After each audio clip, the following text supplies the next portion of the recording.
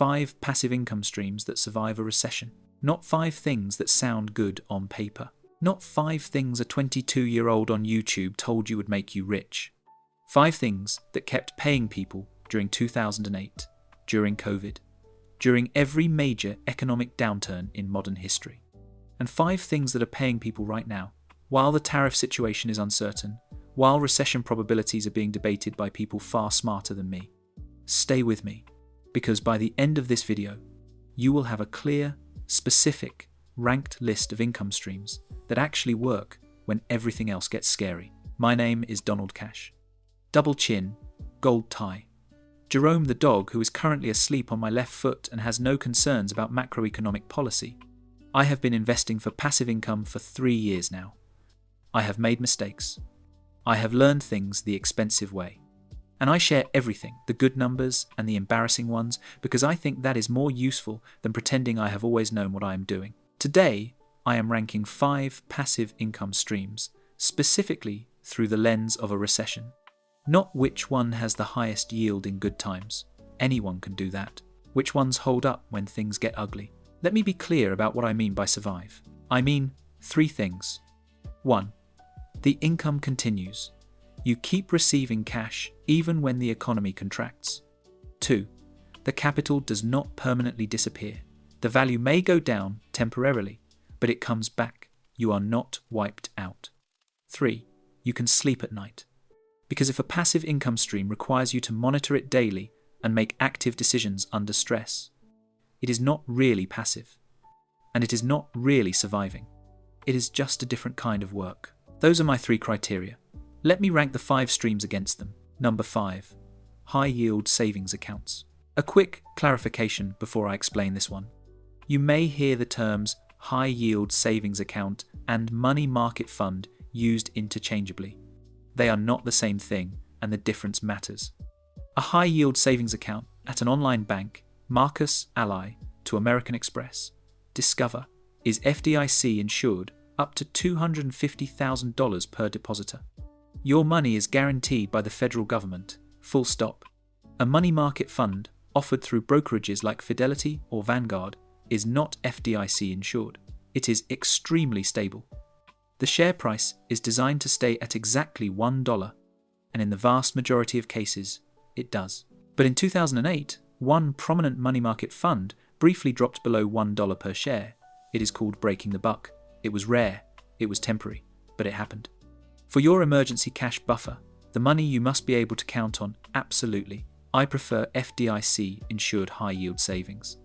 For cash sitting inside a brokerage account, a government money market fund is fine. Just know the distinction. Now, why is this number 5? In a recession, the Federal Reserve typically cuts interest rates to stimulate the economy, which means high-yield savings rates go down. Right now, you can get 4.5% to 5%. That is real money on completely safe, completely liquid savings. But if the Fed cuts aggressively, that 4.5% could become 2 or 1.5%. Still better than a regular savings account. Still useful, but not as powerful as it looks today. So why is it on this list at all? Because in a recession, liquidity is king. High-yield savings is the stream that funds your life while your other income streams recover. It is the cash buffer that prevents you from being a forced seller of your investments at the worst possible time. It is not your highest earning stream, it is your most important stream. Income continuity in recession, very high. Capital safety, maximum FDIC insured. Sleep quality, excellent. Number 5, the floor. Everybody needs it. Number 4, real estate investment trusts, REITs. Real estate does not get imported. Tariffs cannot touch a rental apartment in Charlotte. A trade war does not affect the rent on a warehouse in Ohio. The price of goods from China has nothing to do with whether the dentist pays rent on his office in Phoenix. REITs let you own a small piece of income-producing real estate without being a landlord, without fixing toilets, without having awkward conversations with tenants about the dishwasher. You buy shares, the properties generate rent. The rent comes to you as a dividend. By law, REITs must distribute at least 90% of their taxable income to shareholders. 90% to you as cash now. An important note on that 90% figure. When I talk about dividend stocks in a few minutes, I will mention that a payout ratio above 80 or 90% is a warning sign. Too much going out, not enough cushion. For REITs, ignore that rule entirely. REITs are legally required to distribute 90% of taxable income. It is not a sign of financial stress. It is the law. Do not apply the same payout ratio framework to REITs that you apply to regular companies. Different structure, different rules. Now, REITs have a specific vulnerability that matters. They are sensitive to interest rates. When rates go up, REIT valuations tend to fall because investors can get similar returns from safer bonds. This is what happened in 2022. REITs struggled not because rents stopped coming in, rents held up fine, but because rising rates made them less attractive by comparison. In a recession where inflation persists and rates stay elevated, REITs face that headwind even as their underlying properties keep generating income. So which REITs hold up best in a recession? Residential REITs. People always need somewhere to live. In 2008, as homeowners defaulted and became renters, residential rental demand actually increased.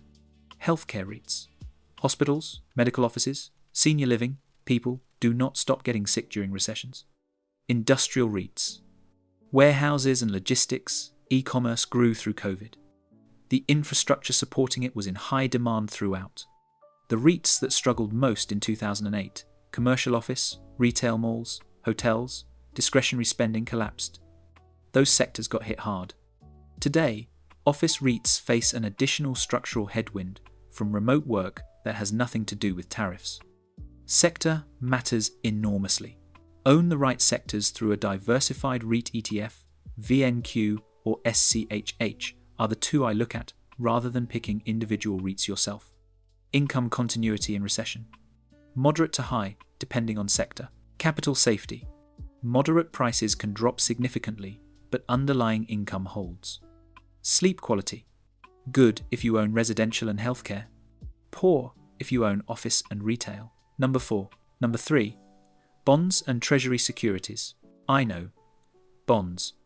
In a traditional deflationary recession, the classic kind where demand collapses and prices fall, bonds typically go up when stocks go down. When investors get scared, they sell risk assets and buy safety. Treasury bonds are the safest asset on earth, backed by the full faith and credit of the United States government. When everybody rushes into treasuries, prices rise. If you already own them, your value goes up while everything else falls. This is called flight to safety. It happened in 2008, it happened in early COVID, it happened briefly in April 2025 when the tariff announcement hit. But, and this is important, the correlation between bonds going up and stocks going down is not a law of nature. It is a pattern that holds in deflationary recessions. In 2022, both stocks and bonds fell simultaneously for the first time in decades. Why? Inflation was running hot. The Fed was raising rates aggressively, and when rates rise, bond prices fall. Both asset classes got hit. The traditional balanced portfolio of 60% stocks and 40% bonds lost roughly 16% that year. So the honest framing is, bonds are a recession hedge, not necessarily an inflation hedge. If the recession we get is deflationary, demand collapses, prices fall, Fed cuts rates, bonds will likely perform well. If the recession is inflationary stagflation, rising prices alongside falling growth, which is the scenario tariffs could create regular bonds, face their own significant headwind. This is why the type of bond matters as much as whether you own bonds at all. For the current environment, I favour two specific types. First, short-term treasury bills, maturities of 3 to 12 months. Short-term bonds are far less sensitive to interest rate changes than long-term bonds. A 30-year treasury bond will lose significant value if rates rise 1%. A 3-month T-bill barely flinches, it just resets at the new rate when it matures. Second, Treasury inflation-protected securities, TIPS, government bonds whose principal adjusts with inflation. If inflation rises, your principal rises with it. Built-in protection against the exact scenario where regular bonds struggle, available through a brokerage or directly through treasurydirect.gov. Also accessible through ETFs, VTIP for short-term tips, or SCHP for the broader tips index. And iBond's $10,000 annual limit, inflation-linked, government-guaranteed remain worth knowing about for the portion of your emergency savings you will not need for at least 12 months. Income continuity in recession, high for short-term treasuries and tips. Capital safety, high for short-term, moderate to low for long-term in an inflationary environment. Sleep quality, very good with the right type of bond for the right scenario. Number 2. Diversified dividend ETFs. We are getting to the serious ones. Dividend ETFs are my primary passive income engine. They are number 2, not number 1, for a reason I will explain in a moment. First, the case for them. When you own a dividend ETF, you own shares in dozens or hundreds of companies that pay regular cash dividends. Those dividends flow through the fund and arrive in your account every quarter as cash. Regardless of whether the share price is up or down that week, the question for recession resilience: do those dividends keep coming when the economy contracts? Historically, for quality dividend ETFs, mostly yes. In 2008 and 2009, VYM, the Vanguard High Dividend Yield ETF, reduced its total dividend payment, but it did not eliminate it. Investors received income throughout the entire financial crisis. The income went down somewhat. It did not go to zero. SCHD screens specifically for companies that have maintained and grown dividends for at least 10 consecutive years, have strong cash flow relative to dividends paid, and carry manageable debt. That screening is designed exactly for recession resilience. Now, the yield trap problem. In a recession, you will see dividend yields that look extraordinary. 8%, 10%, 12%. Run. Do not walk. Here is what is happening. The stock price has collapsed because the market believes the dividend is at risk. The high yield you see is mathematically the result of a falling stock price divided into a dividend that has not yet been cut, but it will be. When the dividend gets cut, which it will, the stock price falls further. You lose twice. No income and significant capital loss. How do you identify a yield trap versus a genuine high-yield opportunity? 3 things. First, dividend history through previous recessions. Not just any history. Did the dividend survive 2008? Did it survive COVID? A company that maintained its dividend through both those crises has demonstrated something under real stress. Past performance is not a guarantee, but stress-tested performance is a much better signal than yield alone. Second, payout ratio for regular companies, not REITs. The percentage of earnings going to dividends. Above 80% for a non-REIT company is a warning. The cushion is too thin. If earnings fall 10 or 15% in a recession, which is normal, a company paying out 80% of earnings suddenly cannot sustain its dividend. Third, debt levels. Companies with heavy debt loads face a specific recession risk. When credit markets tighten, refinancing becomes expensive. Cash that used to go to dividends goes to debt service instead. Low debt, strong free cash flow, this is what you want. SCHD screens for all 3. That is why it is my largest position. One more thing I want to address about my own portfolio. You may notice I have not mentioned JEPI in this video.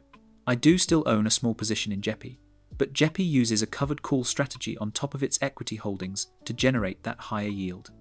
What covered calls do is sell some of your upside in exchange for current income. In a recession that is fine, there is less upside to sell anyway. But in a fast recovery, JEPI will lag significantly behind SCHD or VYM. I will cover JEPI in full detail in next week's video. SCHD versus VYM versus JEPI head to head. If you want that comparison, subscribe and you will get it. Income continuity in recession. High for quality ETFs, very low for yield traps. Capital safety, moderate prices fall but recover. Income typically continues. Sleep quality. Very good if you own quality. Very bad if you chased yield. Number 2. Number 1.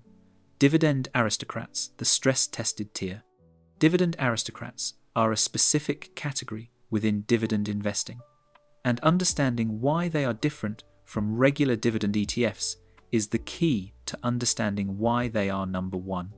A dividend aristocrat is an S&P 500 company that has increased, not just maintained, increased its dividend every single year for at least 25 consecutive years. Dividend kings, at least 50 consecutive years of uninterrupted dividend growth. What does that mean in practice?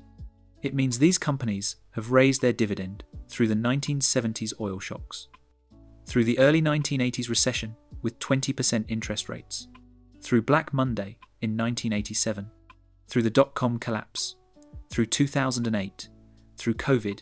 Every year, the dividend went up, not just survived, grew. Coca-Cola, 61 consecutive years of dividend increases through everything listed above. Johnson & Johnson, 61 years. Procter & Gamble, 67 years. Colgate-Palmolive, 61 years. These are not exciting companies.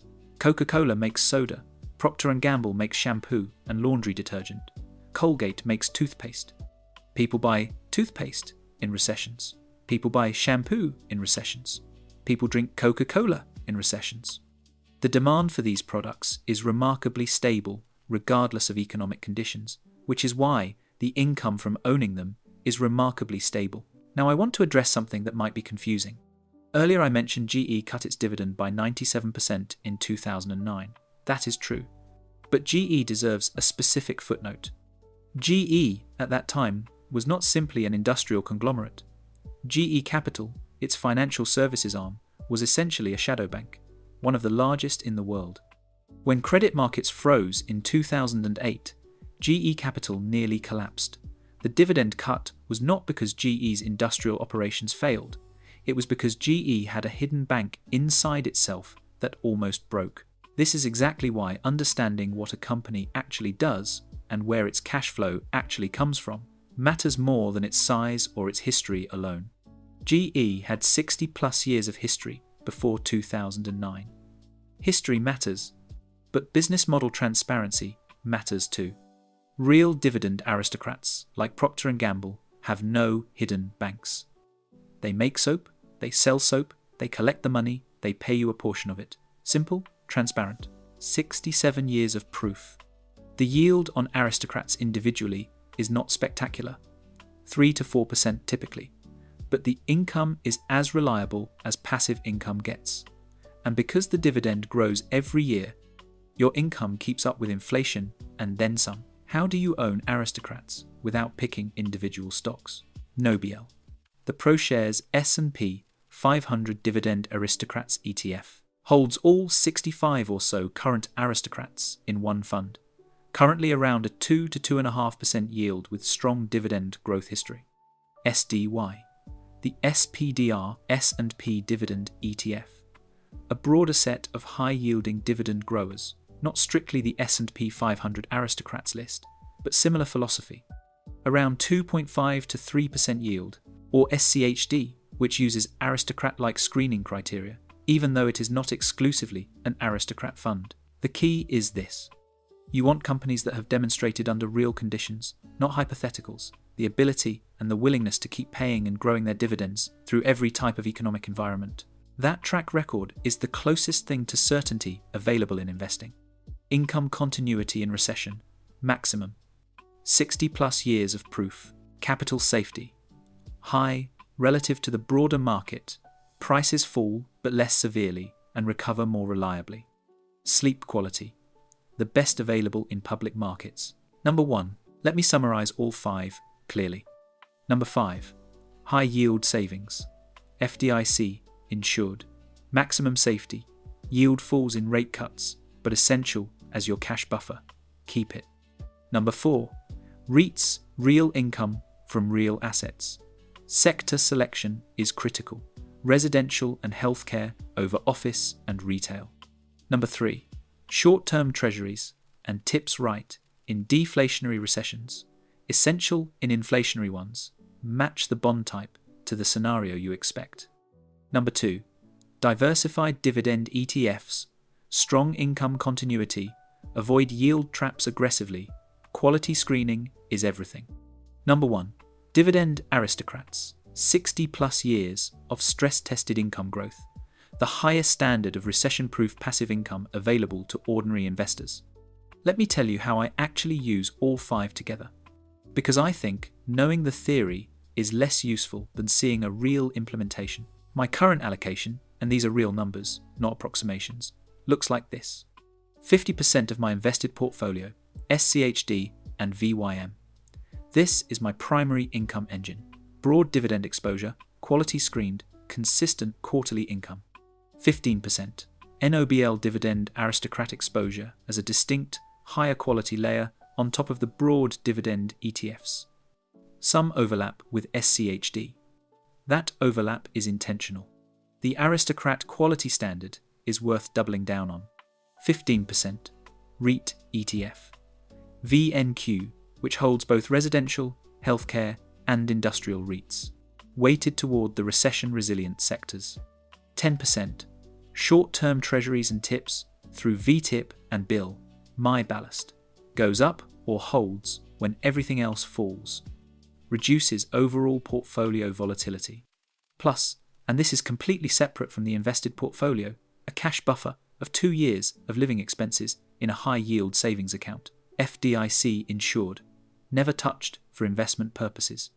The buffer that lets everything else work without forcing me to sell at the wrong time. Total monthly passive income across all 5 streams, approximately $1,400.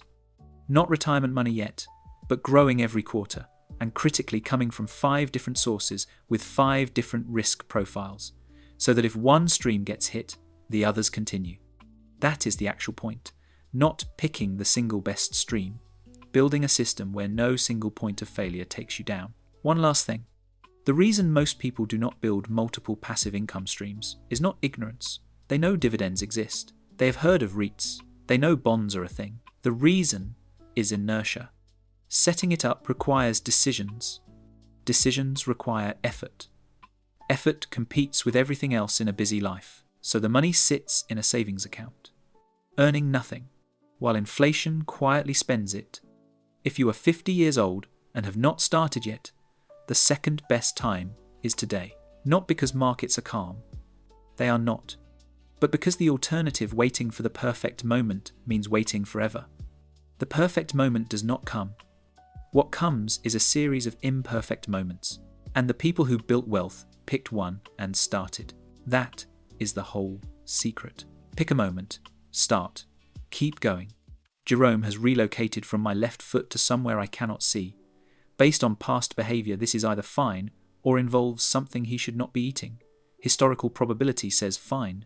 My tie is still tight, and the portfolio is still working. All 5 streams, quietly, consistently, regardless of what the news says tonight. Let the money do the work. If this helped you think differently about recession-proofing your income, subscribe. Next week, SCHD versus VYM versus JEPI, head-to-head, real yield, real historical performance, real trade-offs, including the JEPI covered call strategy I deliberately skipped today. Which one belongs in your portfolio and at what percentage? I will answer specifically based on where you are in your financial journey. And in the comments, tell me which of these 5 streams you already own, and which one surprised you most. I read every comment. I reply to every comment. Donald Cash, out.